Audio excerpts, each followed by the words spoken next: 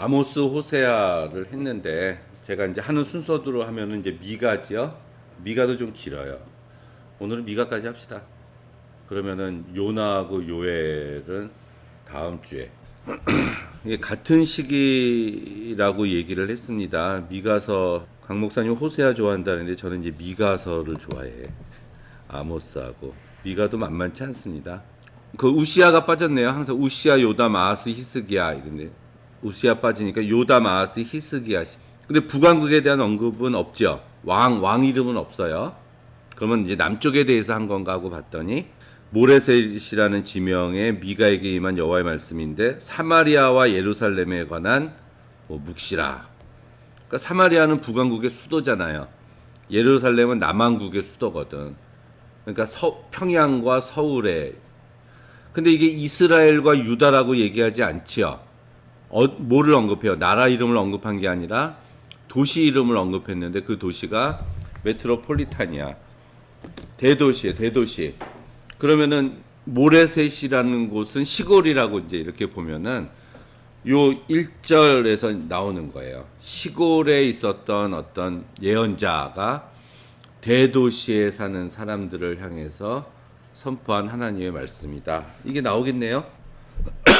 그렇다고 시골에 있는 어떤 세상 물정을 모르는 무식한 어떤 농부였던 예언자가 아니라 주변 정세, 국제 정세에 아주 탁월한 내용을 읽어보면 그런 안목을 가지고 있었던 사람입니다.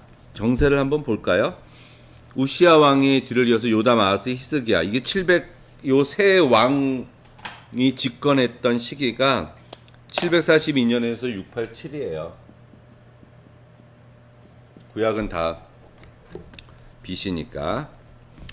그러면은 아모스가 제일 먼저고 한 20년 뒤에 호세아가 나타났고 그러고 또 한 20년 정도 호세아 이후에 미가가 나타난 것이 아닐까 이렇게 볼 수가 있습니다.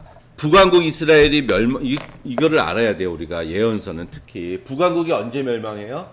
722년에 아수르한테 멸망을 당합니다. 북왕국 이스라엘이.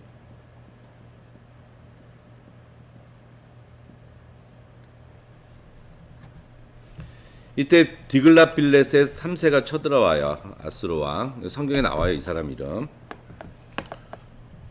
이 사람이 처음에 734년에 한번 침공을 했었어. 디글랏빌레셋이라는 사람이 734년에 북왕국 이스라엘을 한번 침공했다가 나중에 그 아들이었던 살만에셀이라는 왕이 사마리아를 공격하고 최종적으로는 사르곤 2세라는 왕이 나타나서 성경에 사르곤 2세라는 이스라엘 왕이 북왕국 이스라엘을 멸망시키게 됩니다. 멸망당했어요. 722년에. 이 사람이 남왕국도 쳐들어와요. 남쪽에. 그때 누가 왕이었죠? 히스기야가 왕이었어요. 성경에. 그래서 히스기야가 대항해서 싸웠잖아. 근데 일단은 지리적으로 더 남쪽이었고 그리고 히스기야 비문 그 실로암 그 예루살렘 성이 있잖아요. 성. 자, 성이 있어야 되면은 뭐가 있어야 돼요?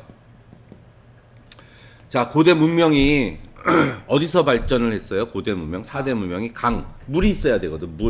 물이 있어야 돼요. 그럼 이 성도 물이 있어야 되잖아. 근데 예루살렘 성은 산 위에 있는 성이에요. 물론 이제 저수지 같은 게 있거든.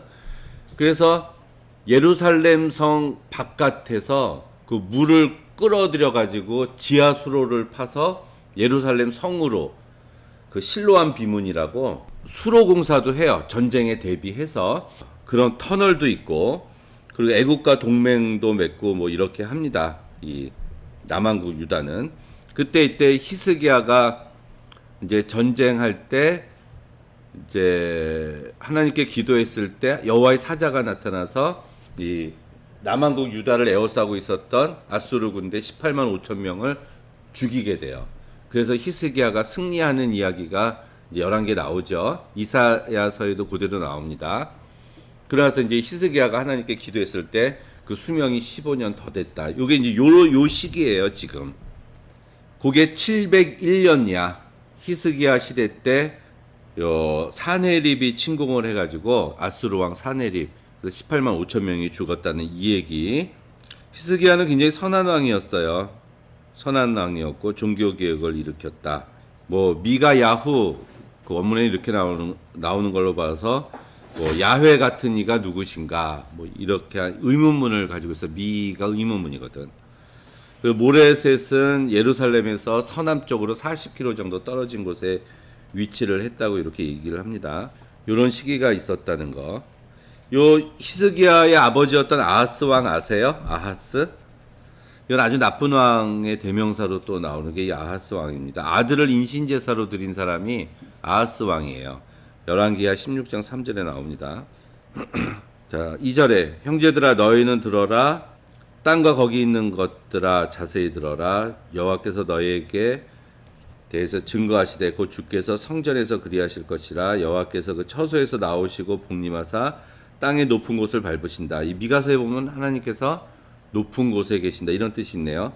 그 아래서 산들이 높고 골짜기가 갈라지기를 불 앞에 밀 같고 비탈로 쏟아지는 물 같을 것이라. 지구법이 성경에 되게 많이 나오죠. 그리고 나서 이제 나오는 게 너희들이 멸망당할 수밖에 없는 이유에 대해서 이야기를 해요. 사마리아가 이제 멸망당할 수밖에 없는 이유 좀 볼까요?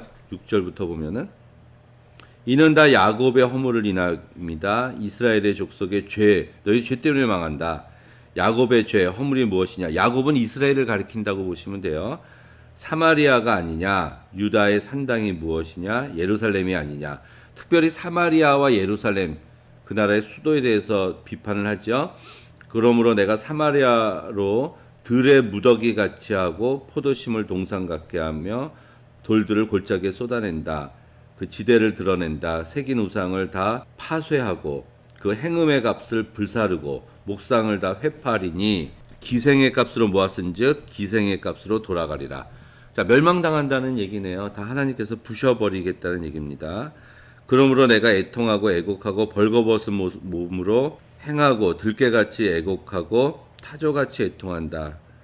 이는 그 상처가 고칠 수 없고 유다까지 이르고 내 백성의 성문 예루살렘도 까지도 미쳤기 때문이다. 그럼 도시 이름이 나와요. 가드에 고하지 말고 뭐 베들레아브에서 티끌에 굴지다. 사빌 거민들아 벗은 몸에 수치를 무릅쓰고 나가라. 사안한 거민 나오지 못하 벳 에셀이 통곡하고 뭐 쭉쭉쭉쭉 도시 이름들이 쭉 나오잖아요 거기. 그러면서 이제 1장이 끝나게 되는데 요 순서를 보면은 사마리아가 멸망할 것이다. 그 다음에 예루살렘이 멸망할 것이다. 그 다음에 요 도시들은 예루살렘 주위에 있는 도시들이 멸망할 것이다 하고 선포한 거예요. 예루살렘 주위에 한 46개의 성읍이 있었다고 얘기를 합니다. 근데 이게 굉장히 그 언어적인 유희가 있어요. 그 동문이의어라 그러죠. 같은 발음이 나는데 뜻은 다른 걸 가지고 이제 글을 쓰는 거. 우리 글을 쓸 때 잘 쓰는 법이 있잖아요. 우리 한글도 그렇고 영어도 그렇고. 영어 타임즈 같은 거 보면은 생략을 되게 많이 하고요. 뭐 주어 동사도 생략해요. 왜냐하면 한정된 것에 자기가 하고 싶은 얘기를 써야 되니까. 그리고 같은 단어를 반복하지 않습니다. 똑같은 단어는 쓰면 안 돼요. 그러니까 그 뜻을 가진 다른 단어를 쓰거나 아니면 수거 같은 거를 썩어서 이제 글을 쓰는 게 잘 쓰는 건데 히브리어는 어떤 글이 잘 쓰는 거냐면은 발음이 비슷한 말을 계속해서 연속적으로 쓰는 거예요. 그래서 그게 뭐냐면은 그 베들레아브라는 말을 쓰면서 그 먼지 같다라고 할 때 먼지가 아파르거든. 그 사빌, 사난이라는 곳이 나간다.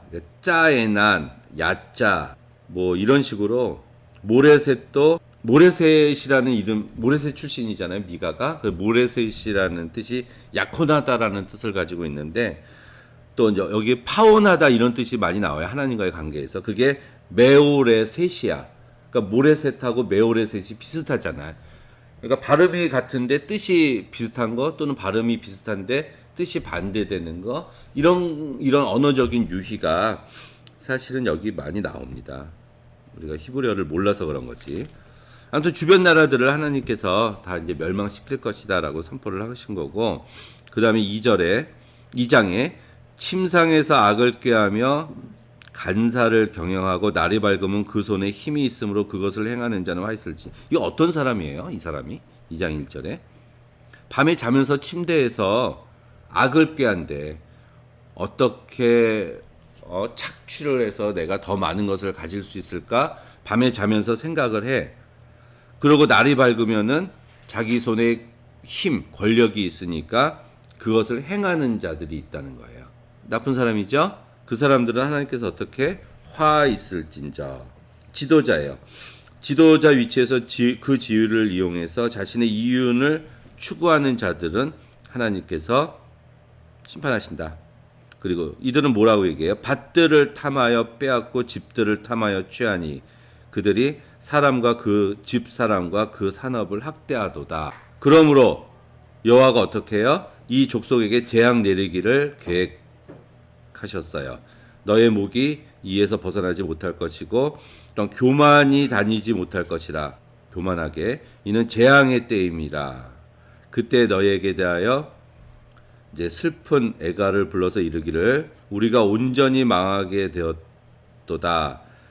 그가 내 백성의 산업을 옮길 내게서 떠나게 하시며 우리 밭을 나누어 패역자에게 주시는도다 라고 말하리니 그러므로 여호와의 회중의 제비를 뽑고 줄을 댈 자가 너희 중에 하나도 없을 것이다. 이들이 좋은 땅을 차지하기 위해서 막 제비를 뽑고 땅의 지경을 줄로 정하는 이런 모습이 더 이상 일어나지 않을 것이다. 그게 5절이에요. 하나님께서 심판하신다는 얘기죠. 그들이 말하기를 6절에 너희는 예언하지 말라. 이것은 예언할 것이 아니거늘 욕하지 말라. 그치지 아니한다는도다. 너희 야곱에 하겠느냐? 그의 행위가 이러하시다 하겠느냐? 나의 말이 행위 정직한 자에게 유익되지 아니하냐? 이렇게 이제 말을 하겠느냐 그거죠. 근처에 내 백성이 대적같이 일어나서 전쟁을 피하고 평안히 지나가는 자들의 의복 중 겉옷을 벗기고 내 백성의 부녀들을 너희가 그 즐거운 집에서 쫓아내고 그 어린 자녀에게 나의 영광을 영영히 빼앗는도다. 이들이 그 예언하지 말라 이런 것들이 그 거짓 예언자들이 하나님께로부터 예언을 받지 못하게 된다는 거고 죄악에 빠진 백성들을 두둔하는 말이나 하고 있다고 지적을 하고 있는 거예요. 지금 거짓 예언자들이. 이들이 거짓 예언자들이 뭐라고 얘기를 해요? 그러면서 그 뒤에 하나님은 심판하지 않으실 거야 이렇게 얘기한다는 거예요. 죄를 저지르고 있는 백성들을 변호하고 있는 거짓 예언자들에 대한 이야기를 지금 6절 7절에서 하고 있는 거예요.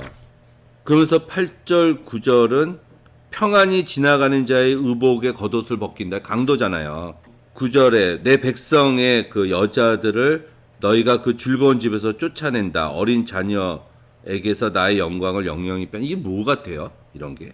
그 집의 안주인이 집에서 쫓겨나가게 되고 어린 자녀들도 빼앗기게 된다. 이런 것들이 유괴하고 어린이들을 여자들 인신매매 하는 모습들이에요. 이게 인권 존중이 완전히 타락돼 있다는 거지. 그래서 하나님께서는 어떻게 하시겠어? 그러면 심판하시겠지. 10절에 이것이 너희의 쉴 곳이 아니니 일어나 떠날지어다. 이는 그것이 이미 더러워졌다. 그런즉 반드시 멸하리니. 반드시라는 말씀이 있잖아요. 하나님께서 멸하실 것이다. 멸망이 클 것이다. 11절에 사람이 만일 허망히 행하며 거짓말로 이르기를 내가 포도주와 독주에 대하여 너에게 예언하리라 할 것 같으면 그 사람이 이 백성의 선지자가 되리로다. 술 취함과 방탕함이 있다는 얘기입니다. 3장 내가 또 이르노니 야곱의 두령들 지도자들인데요.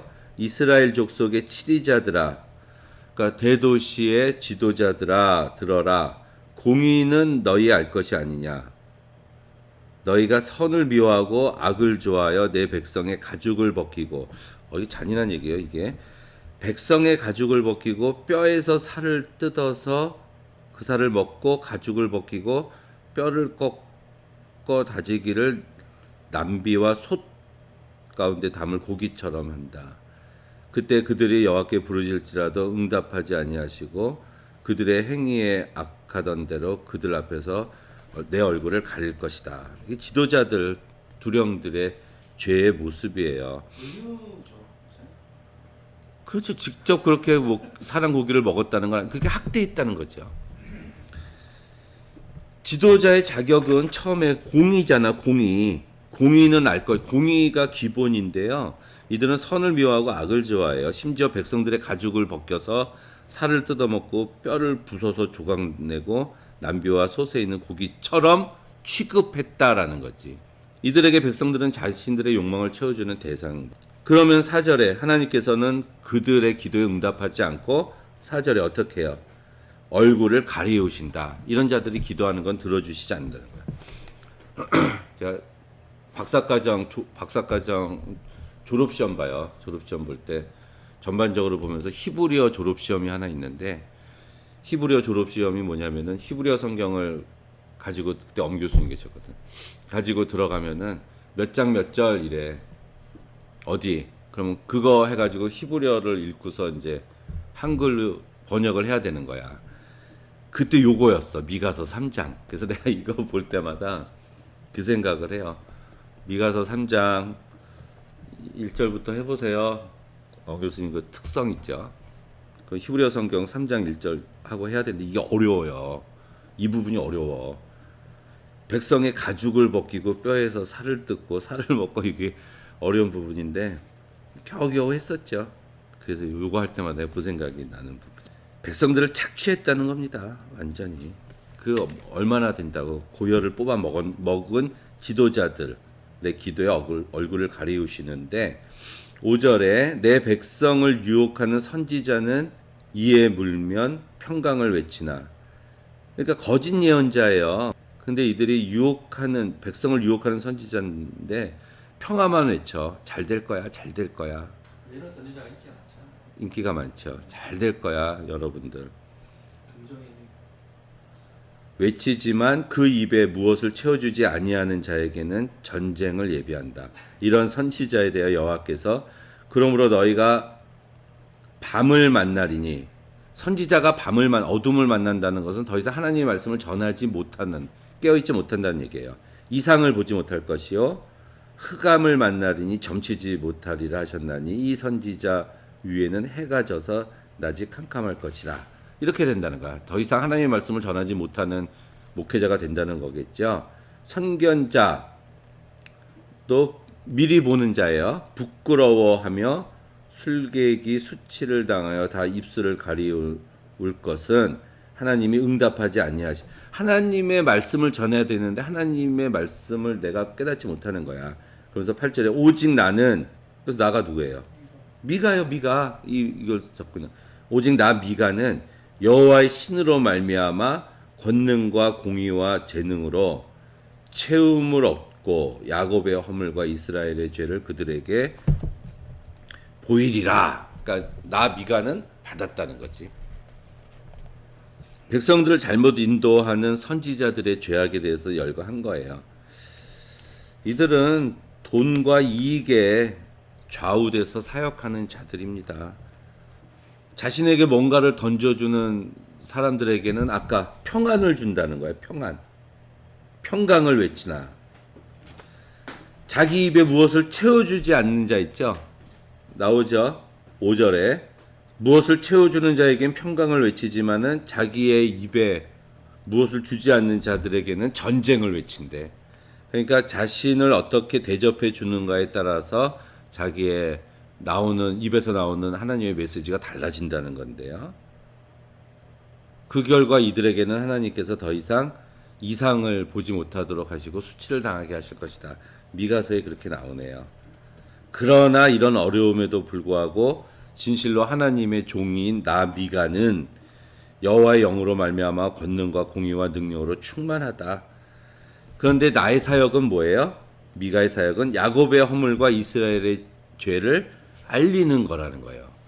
그래서 2, 3이 성령 충만한 사람이잖아요. 미가가. 그래서 성령 충만한 사람은 영적인 권능과 공의를 행하는 능력을 소유하게 되는 것이다. 이렇게 볼 수가 있겠네. 요 8절은 이 미가가 죽고 나서 100년 지나서 나타난 선지자가 예레미야예요. 그 예레미야가 여호야김 왕 시절에 재판을 받았을 때 요 구절을 인용해요. 미가의 요 예언 증언을 인용해서 예레미야가 구출된 적이 있습니다. 그게 예레미야 26장 18절 19절에 나오거든요. 그렇다면은 미가의 이 미가서의 메시지가 그 후대에 잘 알려져 있었다는 얘기입니다. 하나님 앞에 어떻게 소명받았다라는 얘기는 미가는 안 적어놨어요. 다만 나는 예언자로서 확신을 가지고 있다 이 얘기인데요. 미가는 또 어떻게 부름받았다는 얘기는 없고요. 그래서 9절에 야곱 족속의 두령과 이스라엘의 족속의 치리자 곧 공의를 미워하고 정직한 것을 굽게 하는 자들아 지도자들아 청컨대 들어라 시온을 피로 예루살렘을 죄악으로 건축하는도다. 너희들이 시온이 예루살렘이잖아요. 피로 죄악으로 그 두령은 뇌물을 위하여 재판하며 여기 적나라하게 나오는 거예요. 지금 그 제사장들은 돈을 위해서 교훈하고 선지자들은 돈을 위해서 점치면서 오히려 여호와를 의뢰하여 이르기를 여호와께서 우리 중에 계시지 아니하냐 재앙이 우리에게 임하지 아니하리라 이렇게 이야기한다. 그러므로 너희로 인해서 시온은 밭같이 갈물 당하고 예루살렘은 무더기가 되고 성전에 사는 수풀의 높은 곳과 같이 되리라. 굉장히 적나라하게 외치고 있죠. 미가가 더 좋지 않아? 호세아보다? 두령이 뇌물을 받고 재판을 한대요. 뇌물을 받고 제사장들도 삭슬 받고 가르치고요. 선지자들은 돈 때문에 점을 친대요. 이게 공통점이 뭐예요? 물질인데요. 물질. 지도자들이나 제사장이나 선지자나 물질적인 대가로 사역을 하고 있다는 거예요. 지금. 그러면 예루살렘과 성전은 망하게 된다. 4장 이제 말일의 종말이겠는데요. 여호와의 전내 산이 산들의 꼭대기에 굳게 서고 작은 산들 위에 뛰어나고 민족들이 이게 마지막에는 또 뭐 회복에 대한 말씀인데요. 이런 것들은 그렇죠? 여호와가 세상을 통치하는 그날이 말일이에요. 이때는 어떻게 돼요?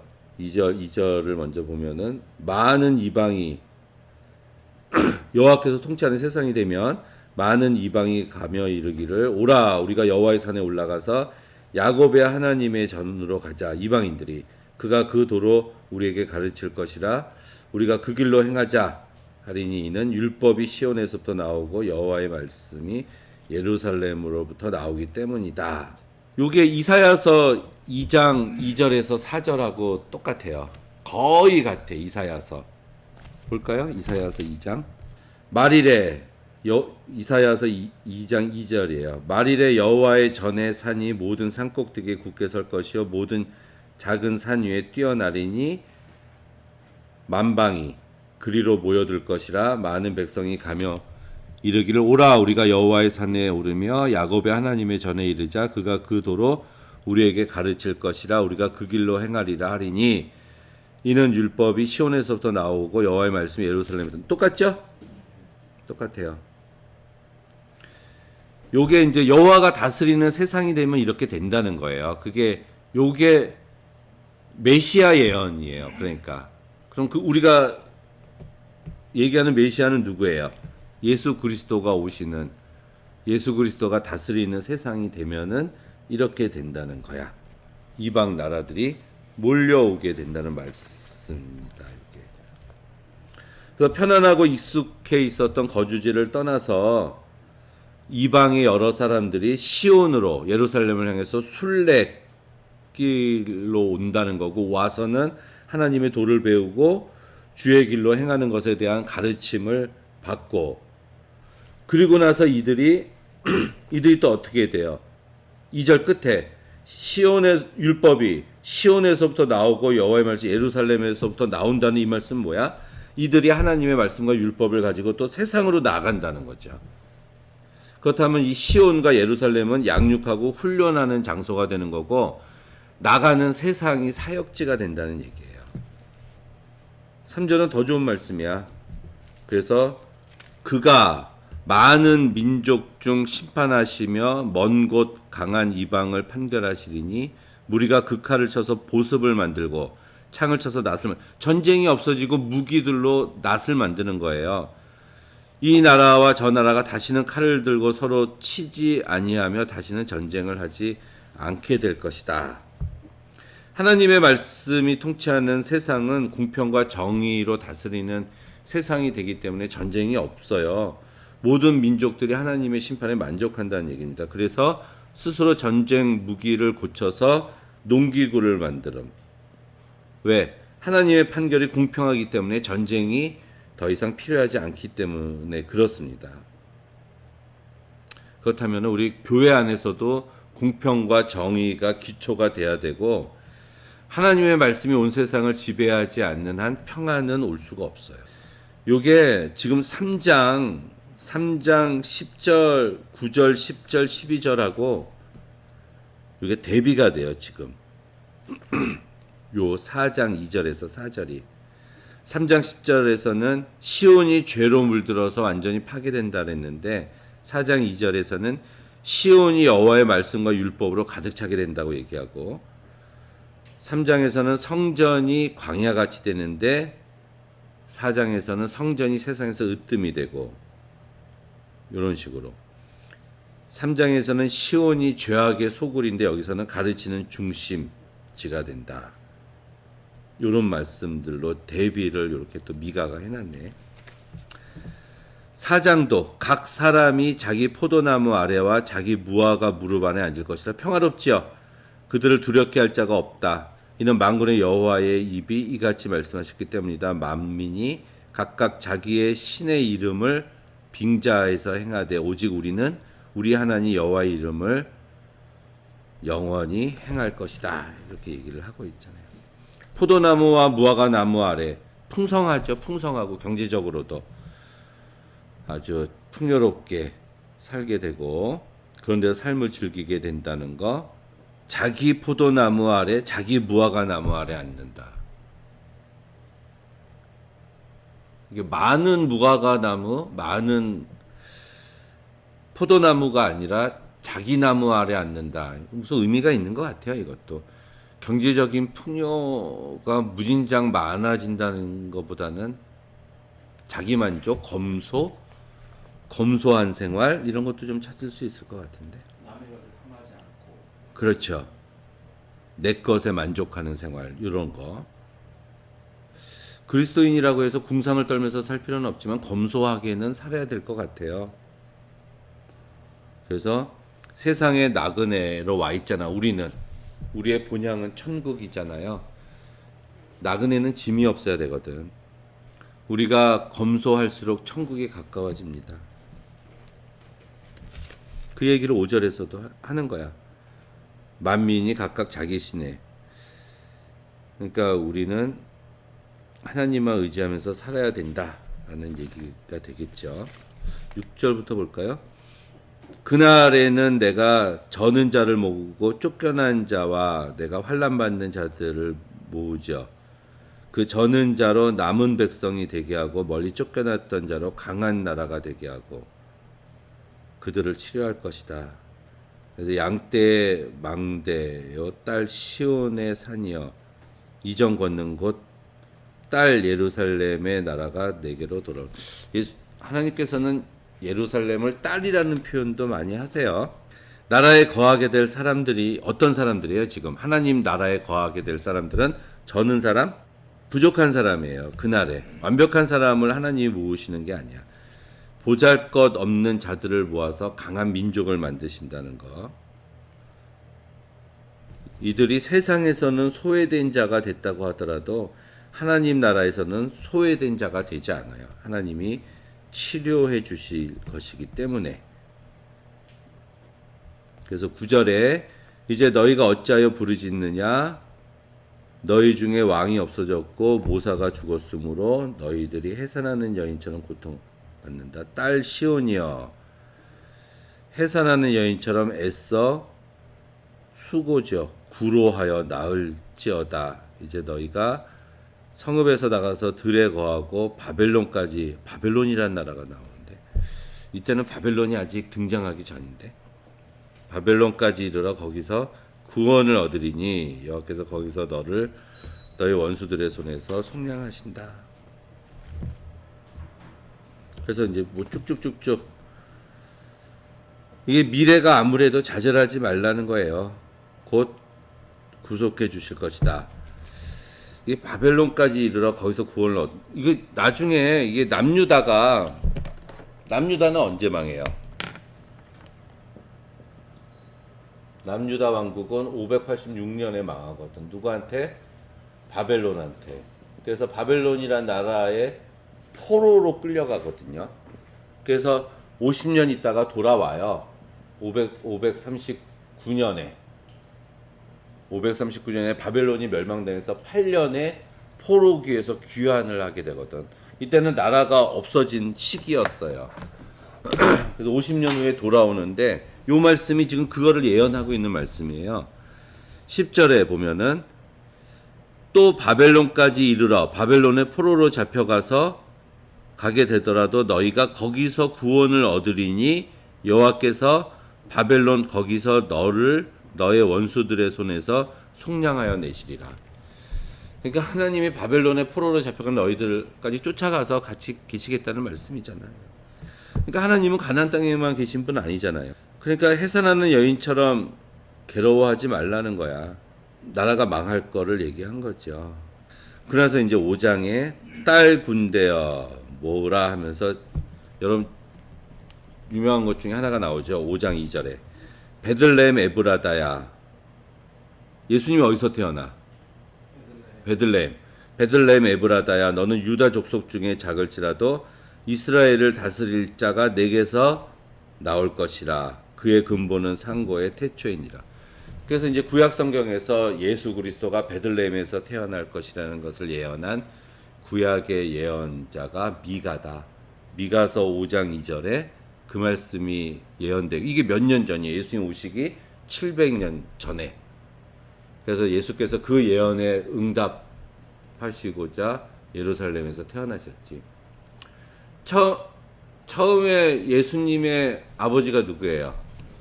엄마는 마리아잖아. 그래서 이들이 처음에는 어디 살고 있었어요? 갈릴리에 살고 있었거든. 그때 이제 천사가 나타나서 이제 아들을 낳을 것이니 뭐 임마누엘이라고 하라 막 이러고 있었는데 호적할 때가 되어서 각각 자기 본적지로 돌아가라라는 그 총독의 명 때문에 임신한 마리아가 베들레헴까지 내려온 거예요. 갈릴리는 위거든. 위에 있다가 이제 베들레헴까지 와서 그때 이제 그 호적하느라고 막 가니까 여간에 방이 없었던 거야. 그래서 빈방 있습니까?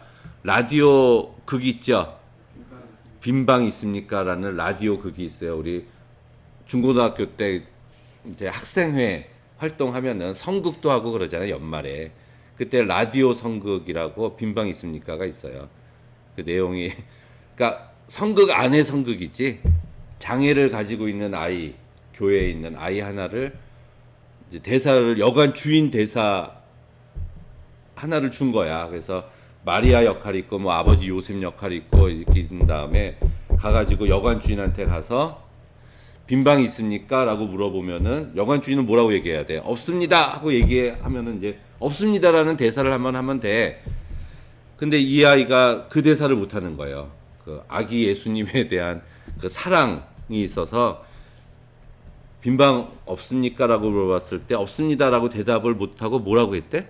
있다 그랬대? 하도 옛날이어가지고 제 방이 비었으니까요. 뭐 이런 식으로 해서 그 성극을 망쳐버린 거야. 없습니다라고 얘기를 해야 되는데 그 자체를 또 이제 라디오 성극으로 하는 아주 유명한 그건 다 해봤죠. 저도 고등학교 때 해봤어. 중고등학교 다닐 때. 그 예언이 여기 나오네. 그래서 바벨론까지 가신 거야. 그래서 태어나서 헤롯이 또 이제 다 죽이려고 한다. 그러니까 돌아오지 못하고 이제 애굽에 가서 2년 있다가 헤롯이 죽었다는 얘기를 듣고 요셉이 돌아와서 자기 갈릴리로 간 거예요. 갈릴리. 거기가 이제 나사렛이라는 곳으로 가셨죠. 이게 새로운 왕을 보내서 이스라엘을 회복시키실 거라는 말씀이고, 이게 베들레헴은 알겠는데 베들레헴 에브라다야 이렇게 나오니까, 이게 또 에브라다 하면은 우리 창세기 할 때 이거 했었는데, 이거 기억나요? 가르치는 사람만 기억나지. 라헬이 어디에 묻혀요? 라헬이 여기 에브라다에 묻혀. 네, 그래서 이제 베들레헴과 에브라다를 동일시해요. 동일시해. 48장 7절, 또 35장 19절에 주거든. 35장 19절, 48장 7절에 보면 베들레헴이란 도시와 에브라다라는 곳을 동일시하기도 하는데, 근데 사무엘상 17장에 보면은 사울한테 그 다윗이 자기 소개를 해요. 골리앗 죽이는 얘기가 17장이거든. 거기서 다윗이 자신을 에브랏 사람이다, 뭐 이렇게 이야기를 해요. 다윗이 자기를 에브랏 사람이라고, 출신이라고 얘기를 해. 그거는 또 나중에 예수께서 이 베들레헴에서 나시니까 다윗이 또 그것과 연관성이 있는 사람으로 부각이 돼요. 사무엘도 되게 재밌습니다. 사무엘도 요 말씀이 여기에 있다는 거. 그러므로 이제 임박한 여인의 해산하는 날까지 그들을 붙여두시겠고, 그 후에는 그 형제 남은 자가 이스라엘 자손에게 돌아오리라. 이 남은 자 사상이 있다는 거. 여호와의 능력과 그 하나님 여호와 이름의 위엄을 의지하고, 이렇게 하고 또 아수르한 나라도 나와. 이제 그가 창대하여 땅끝까지 미치리라. 이 사람은 우리의 평강이 될 것이라. 아수르 사람이 우리 땅에 들어와서 우리 궁을 밟을 때에는, 요게 요 때를 얘기하는 거잖아. 아수르가 쳐들어와서 북이스라엘 땅을 멸망시킬 때 우리가 7 목자와 8 군왕을 일으켜서 그를 치리니, 이러면서 뭐 니무롯 이렇게 하고, 7절에 야곱의 남은 자는 많은 백성 중에 있으리라. 8절에도 야곱의 남은 자, 이렇게 남은 자 사상이 구약에 있어요. 우리 X자라 그래, X자. 이게 이제 노아 같은 게 요 시점이에요. 하나님께서 멸망시키시지만 소수의 의인 남은 자, 노아 8가족을 통해서 새롭게 하시잖아요. 구약에는 이런 사이클이 이제 한 번씩 꼭 나옵니다. 말라기에도 나오고요. 이게 남은 자의 역할이에요. 이게 만민의 구원을 책임질 역할을 하게 될 것이다 라는 얘기를 해요. 남은 자의 역할. 근데 그 남은 자의 역할이 구원의 중심적인 역할도 하지만 이스라엘이 정화되는 것도 되는 거예요. 지금 그날에 10절에 그날에 이르러서는 내가 너의 말을 너희 중에서 멸절하고 너희 병차 회파하고 땅의 성읍을 멸하고 견고한 성을 무너뜨리고 또 점수를 너희 손에서 끊고 새긴 우상 주상을 너희 손에서 멸절하고, 우상과 주상을, 또 아세라 14절에 아세라 목상을, 우상들이잖아. 우상. 이스라엘을, 이방의 우상 속에 있었던 이스라엘을 하나님께서 제거해서 정화시킬 것이다. 하나님을 의지하고 섬기는데 방해되는 것들을 제거하실 것이다. 이거를 주어가 내가라고 나오거든. 여기 내가가 누구예요? 하나님이야. 하나님, 내가 직접 하나님께서 친히 하신다는 거. 근데 이게 전쟁에서 묘사를 처음 10절 11절에서 전쟁 묘사로 하시고, 12절에서는 우상을 제거하시는 이런 모습들이 하나님이 직접. 그래서 마지막에 진노로 갚으실 것이다 15절에. 그리고 유명한 7장이 나옵니다. 6장 너희는 여호와의 말씀을 들어라 하면서 법정 소환 형식으로 이제 작은 산, 땅의 지대를 증인으로 이렇게 해가지고 고소하는 거예요. 3절에서 5절이 하나님 고소야. 3절부터 볼까요? 내 백성아, 내가 무엇을 너희들에게 행하였고 무엇으로 너희들을 내가 괴롭게 했느냐? 너는 내게 증거해봐라. 내가 너를 애굽 땅에서 인도하여 종노릇하는 곳에서. 이게 애굽에서 끌어낸 하나님이란 얘기를 또 하시죠. 모세와 아론과 미리암을 보내서 내 앞에서 행하게 했다. 내 백성아, 너는 모압 왕 발락을 꾀한 것과 부올의 아들 발람, 이거 그 민수기에 나오는 얘기죠. 그에게 대답한 것을 추억하고 해봐라 하면서 이제 6, 7, 8절이 제일 유명합니다. 미가서 핵심. 내가 무엇을 가지고, 이 사람이에요. 사람. 우리들이야. 우리들. 이스라엘이 내가 무엇을 가지고 여호와 앞에 나아가고 높으신 하나님을 경배할까 하면서 뭘 드리면 하나님이 기뻐하실까? 자, 번제물로 1년 된 흠없는 수송아지를 가지고 나갈까? 아니면 천천의 수양을 가지고 갈까? 아니면은 만만의 기름을 가지고 갈까? 아니면은 내 죄로 인해서 내 맏아들을 죽여서 하나님께 드릴까? 아니면 내 몸의 열매 일부, 내 넓적다리 하나를 잘라서 하나님께 드릴까? 뭘 드려야 하나님이 기뻐하실까? 그거예요. 뭘 받으시면 하나님이 좋으실까? 나의 최상의 어떤 것을 드릴까? 했더니 8절에 미가가 얘기해요. 사람아, 주께서 선한 것이 무엇임을 너희들에게 보이셨나니 여호와께서 구하는 것은 네 넓적다리나 네 아들이나 수송아지나 수양이나 기름이 아니라 뭘 원해요? 오직 공의를 행하고 인자를 사랑하고 겸손히 하나님과 동행하는 거다. 이게 구약의 주제래요. 겸손히 하나님과 동행하는 거, 공의를 행하고 인자를 사랑하고. 아까 내 백성아 내가 무엇을 내게 행하고 무엇으로 괴롭게 했느냐. 이제 이스라엘 백성들이 막 그 하나님이 우리들한테 잘해준 게 뭐 있어요? 그랬더니 하나님께서는 내가 너희들 애굽에서 끄집어 내줬고 모세 아론 미리암 같이 좋은 지도자도 줬고 발람의 그 저주를 축복으로 바꿔줬고 땅을 선물로 줬고 시딤이라는 성 길갈, 시딤은 요단 동편의 마지막 성이고 이 길갈은 가나안 땅에 처음 들어갔을 때 처음 성이에요. 이런 성들도 다 줬는데 왜 안 줬다고 얘기를 하냐? 이렇게 얘기하는 거죠. 그리고 이 예배자는 내가 번제물로 하나님께 뭘 어떻게 예배 드릴까? 이렇게 아주 경건한 용어를 썼어요, 사실은. 하나님께. 근데 예배의 본질을 알지 못했던 거죠. 근데 하나님께서 원하시는 이 세 가지라는 거. 자, 우리가 아모스 끝났는데 아모스는 주제가 뭐 같아요? 아모스. 정의를 물같이 공의를 하수같이. 아모스서는 주제가 뭐야? 아모스서는 정의, 공의 이거잖아요. 정의, 공의. 우리가 아까 한 호세아서는 주제가 뭐 같아요? 고멜을 통한 하나님의 사랑을 계속 얘기하고 있죠. 사랑. 그리고 우리가 이사야서는 안 했지만 이사야서는 뭐 같아요? 이사야서는 거룩이라고 얘기를 해요. 거룩. 보통 거룩. 근데 미가서는 뭐 얘기해요? 미가서는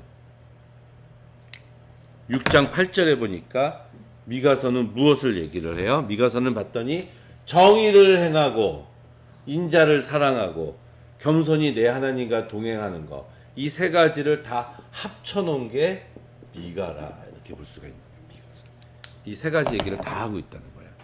우리가 하나님의 사랑에 대한 설교는 그래도 많이 하는 것 같아요. 교회에서 설교, 사랑. 근데 하나님의 공의에 대한 설교는 나는 별로 못 들어본 것 같은데. 교회를 수십 년 다녔는데 내가 못 들어봤으면 여러분들도 못 들어봤을 거예요. 공의가 뭐예요? 공의가 특별히 많이 가진 자가 특별히 많이 가진 자, 많이 못 가진 자에게 베풀어야 할 행동이 공의입니다. 하나님이 우리를 공의롭게 하셨다는 건 또 뭐예요? 하나님은 많이 가지고 계시잖아. 그러니까 주시는 거예요. 또한 선은 선이다라고 얘기하고 악은 악이다라고 얘기할 수 있는 게 공의입니다. 선을 선이라고 얘기하는 것은 당연한 건데 악을 선이라고 얘기하면 공의가 되지가 못해요. 그래서 우리가 공의로운 하나님을 얘기할 때 우리가 잘했으면 하나님한테 칭찬받고 우리가 못했으면 하나님한테 심판받고 벌받는 게 공의로운 거야. 잘하나 못하나 다 잘했다 그러면 안 되잖아요. 그렇죠? 우리 선생님한테 내가 잘했으면 칭찬받고 제가 못했으면 선생님한테 벌을 받아야지 공의롭지. 난 잘했고 쟤는 못했는데 하나님이 선생님이 다 잘했다 그러면 공의로운 선생님이 아니잖아. 그렇게 하나님은 공의로우신 분이시고 그렇기 때문에 우리들도 피차간에 공의를 서로 베풀어야 되는 것이고요. 사랑은 뭐 말할 끝도 없지요. 형제와 이웃에 대해 가져야 할 가장 근본적인 마음 자세입니다. 겸손히 내 하나님과 동행하는 거. 근데 이것도 원문을 보면은 하나님과 동행하는 사람은 겸손하다 이렇게 나와요 벌써. 여호와께서 성읍을 향하여 외쳐 부르시나니 온전한 지혜는 주의 이름을 경외합니다. 여기 또 나왔네요. 여호와를 경외하는 것이 지식의 근본이언을 미련한 자는 하나님 훈계를 멸시하지요.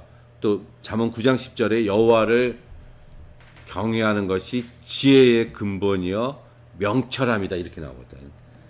그러니까 지혜의 근본이 뭐예요? 여호와를 경외하는 거야. 여기도 또 나오잖아. 온전한 지혜는 주의 이름을 경외합니다.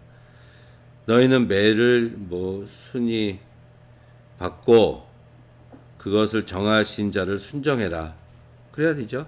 악인의 집에 오히려 불의한 재물이 있느냐. 내가 만일 부정한 저울을 썼거나 주머니에 거짓 저울추를 두었으면 깨끗하겠느냐. 하나님이 만약에 부정한 저울을 쓰거나 하나님이 주머니에 거짓 저울을 두면은 돼요, 안 돼요? 안 되잖아. 여러분, 하나님이 1년에 돈 1,000만 원 이상 헌금한 자에게만 하나님이 은혜를 베푸시겠다 이렇게 얘기해봐. 큰일 나지 않아요? 우리는 어떻게 해서든지 1,000만 원 만들어서 헌금하면은 그다음부터 안심하는 거야. 오히려 그게 편할지도 몰라. 훔쳐오든 도둑질을 해서 오든 어떻게 해서 그것만 하면 하나님이 은혜를 보장해 주신다 그러면. 근데 그런 하나님이 아니시라는 거야.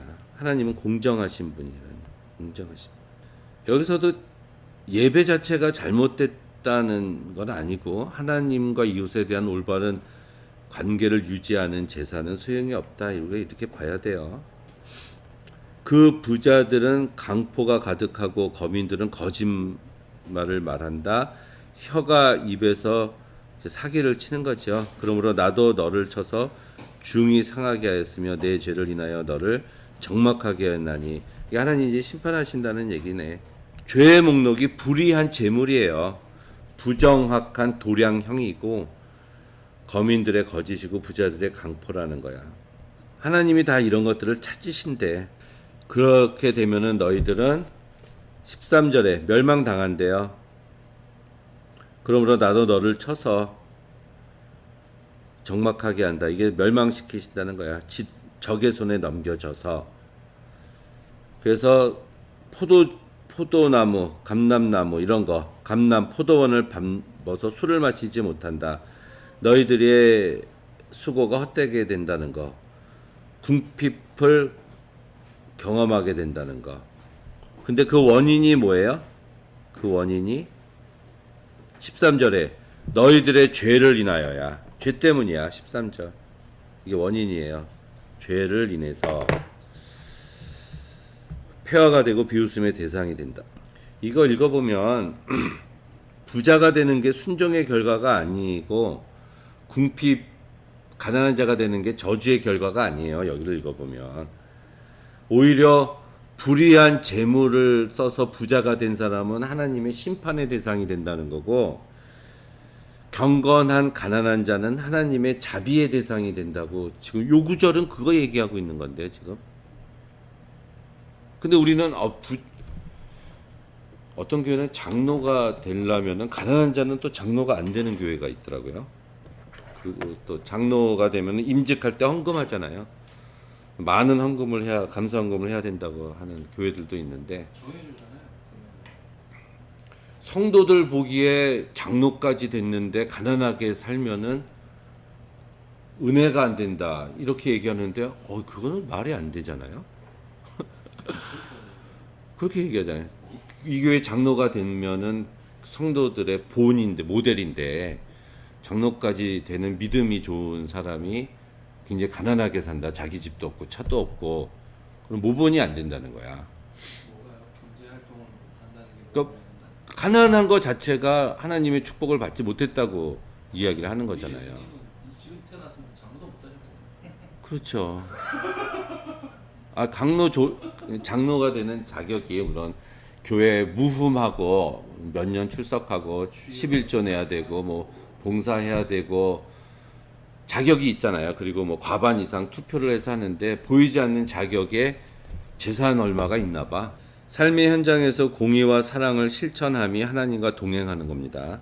그리스도인은 온갖 사회적 왜곡을 바로잡는 삶을 살아야 돼요. 하나님은 값비싼 예물이 많이 드려지는 예배당보다 공의가 행해지는 시장 바닥을 찾아 다니시는 분이세요.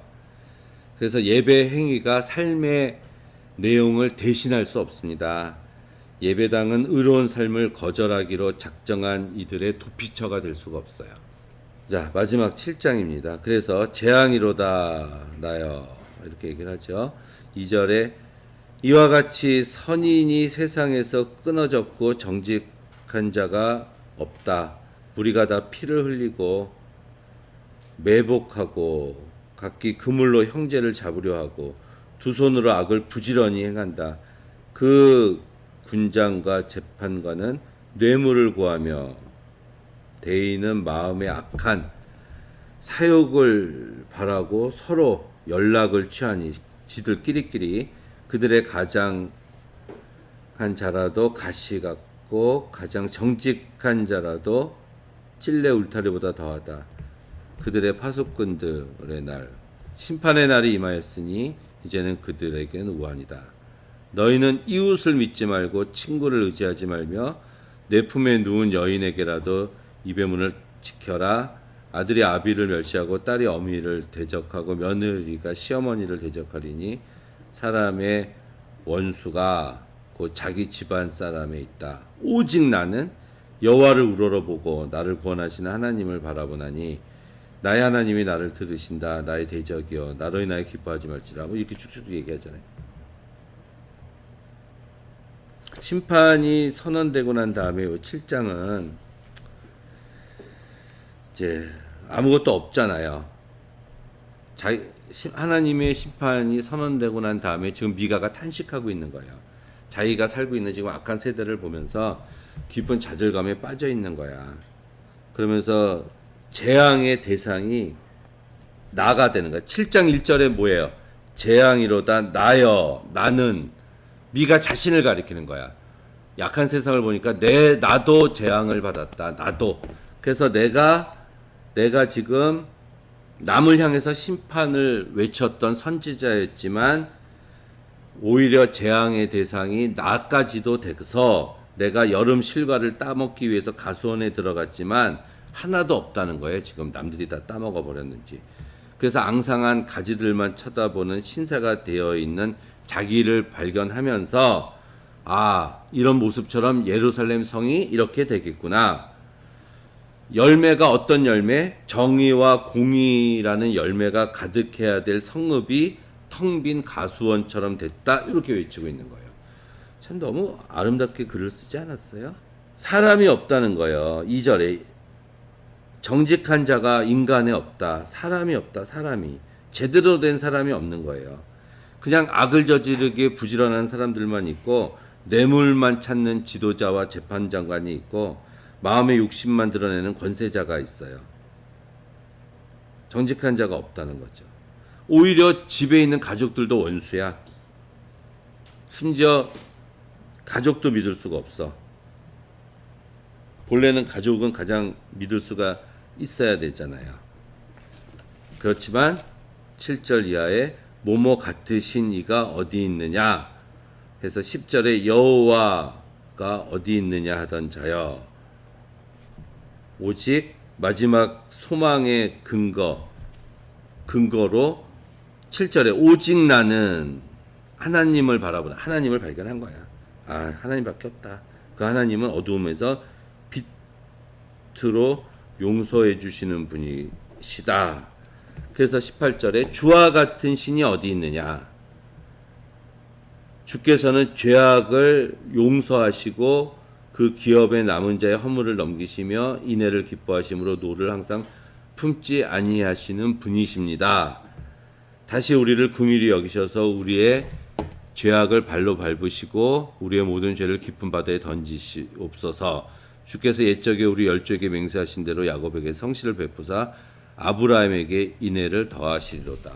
후손이 우리를 기억해 주시옵소서. 이게 미가네요. 자, 예루살렘과 사마리아 성의 지도자들이 권력을 이용해서 대중들을 하고 있는 모습을 미가가 신랄하게 아주 비판한 겁니다. 여기 읽어보니까 당시 지도자들이 법적인 수단을 이용해서 합법적으로 약한 자들의 것들을 강탈해 가고 그 결과 부녀자와 어린 자녀들이 희생물이 됐고 토지를 빼앗기고 당시 노예로 팔려갔고 이처럼 그들은 침상에서 악을 꾀하고 장사꾼들은 저울추를 속이고 재판관들은 뇌물을 받고 권력에 눈이 먼 이들은 백성들의 가죽을 벗기고 살을 뜯어먹는 식인종과 같다고 한탄을 한 거예요. 종교 지도자들까지 돈과 뇌물을 탐하고 있다. 미가는 이러한 상황 속에서 하나님의 심판이 내릴 수밖에 없다라고 선포를 한 겁니다. 그래서 예루살렘과 성전이 무너질 것이다. 그 심판의 대가로 백성들이 포로로 잡혀갈 것이다. 땅을 빼앗길 것이다. 종교 지도자들은 이상을 보지 못할 것이다. 이렇게 이야기를 하는 거야. 근데 당시의 예언자들은 하나님이 절대로 예루살렘을 멸망시키지 않으실 겁니다. 이렇게 선포를 했거든요. 성전은 절대로 무너지지 않습니다. 근데 미가는 무너진다 이렇게 얘기한 거예요. 그렇지만 그럼에도 불구하고 하나님께서는 돌아오는 자에게는 긍휼을 베풀어 줄 것이다. 아까 바벨론 얘기했죠? 거기까지 쫓아가서 지켜주실 것이다. 아수르 얘기도 나왔어요. 그래서 다시 아까 이사야서랑 중복되는 곳 4장 2절 다시 예루살렘이 공의와 신앙의 중심지가 될 거라는 거. 또 5장에서는 오히려 이 베들레헴에서 장차 나라를 다스릴 메시아가 나오게 될 것이라는 거. 희망의 메시지를 준 거예요. 이 모든 것은 하나님의 사랑 때문이다. 그게 요 미가서의 메시지입니다. 여기까지 합시다.